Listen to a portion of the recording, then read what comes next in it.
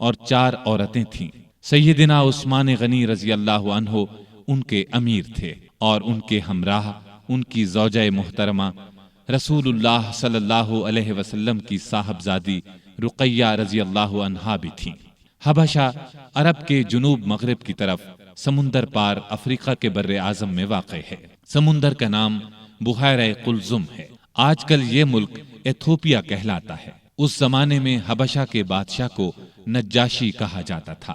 اس وقت جو بادشاہ حبشہ پر حکومت کرتا تھا وہ مذہب کے اعتبار سے عیسائی تھا، لیکن بہت نیک دل تھا اور انصاف پسند تھا۔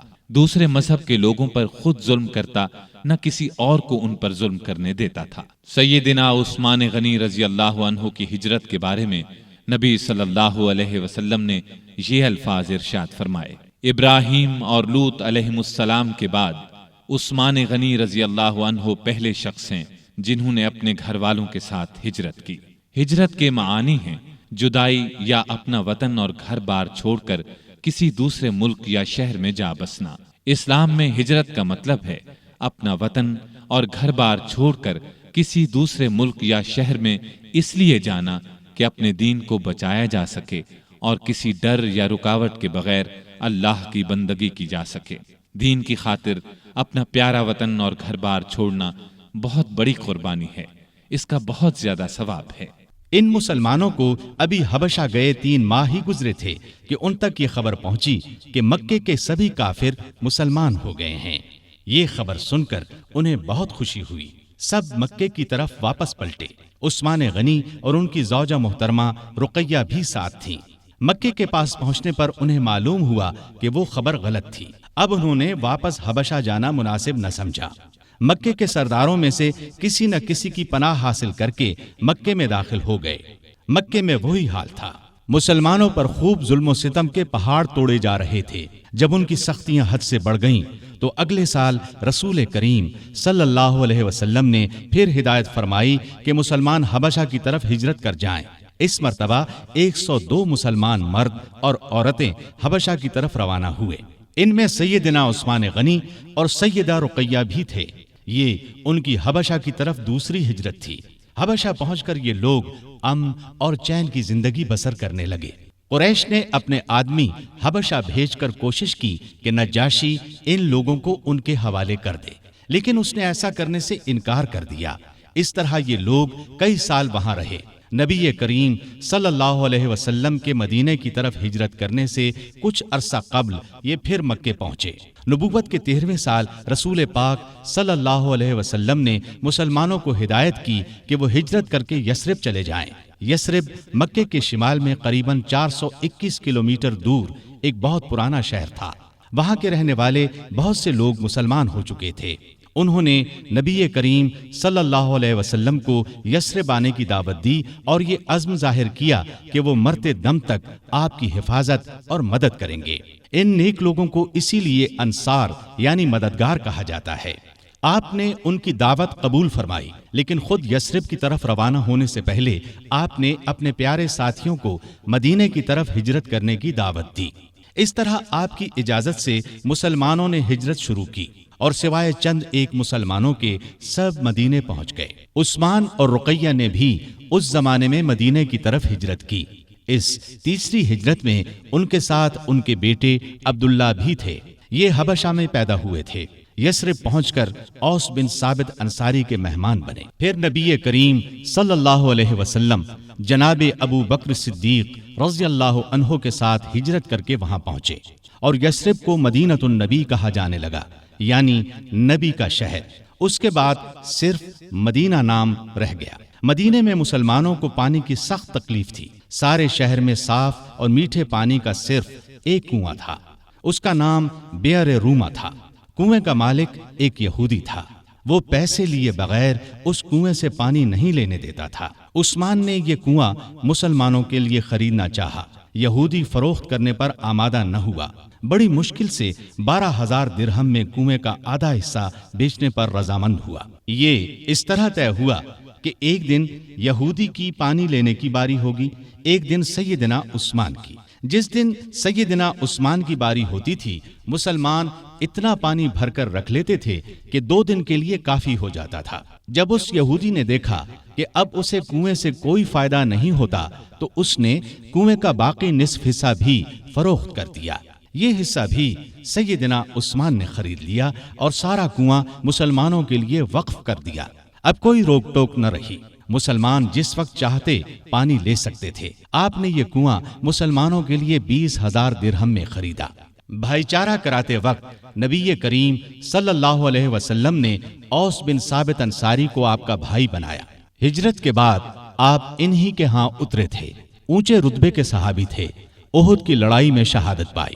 ابتدا میں مسجد نبوی بہت چھوٹی سی تھی۔ مسلمانوں کی تعداد میں اضافہ ہوا تو نبی کریم صلی اللہ علیہ وسلم نے ارادہ فرمایا 7 والی زمین مسجد کے لیے خرید لی جائے۔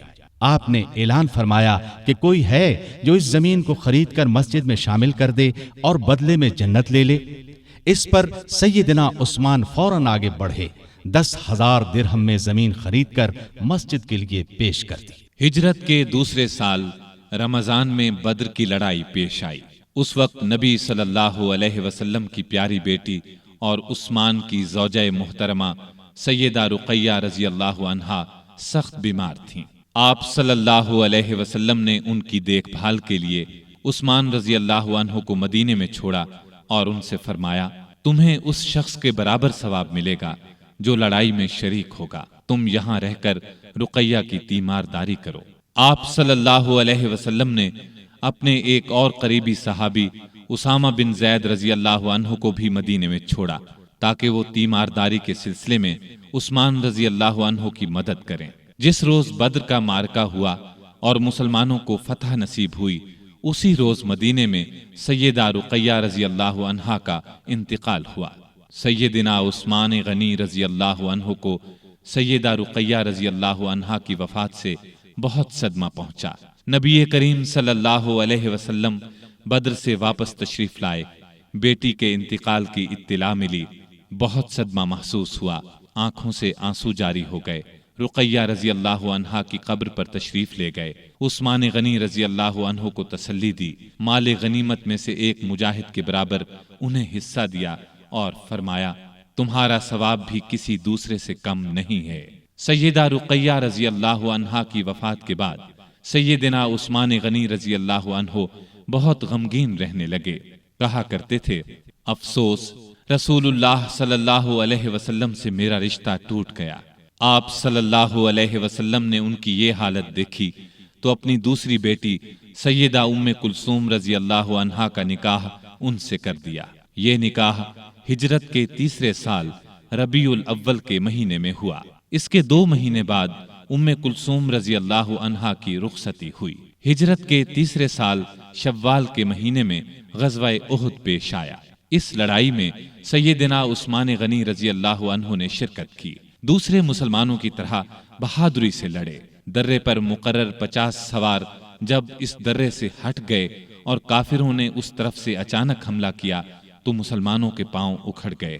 اس وقت آپ صلی اللہ علیہ وسلم کی شہادت کی خبر پھیلی تو حضرت عثمان غنی رضی اللہ عنہ صدمے سے نڈھال ہو کر اپنی جگہ کھڑے کے کھڑے رہ گئے۔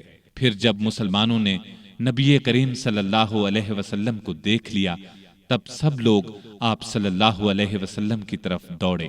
سیدنا عثمان غنی رضی اللہ عنہ بھی ان میں شامل تھے۔ غزوہ خندق میں بھی آپ رضی اللہ عنہ نے بھرپور حصہ لیا۔ پھر خندق کی حفاظت کے لیے جن صحابہ کو مامور کیا گیا ان میں سیدنا عثمان غنی رضی اللہ عنہ بھی شامل تھے۔ مسلمانوں کو کعبے سے بہت محبت تھی۔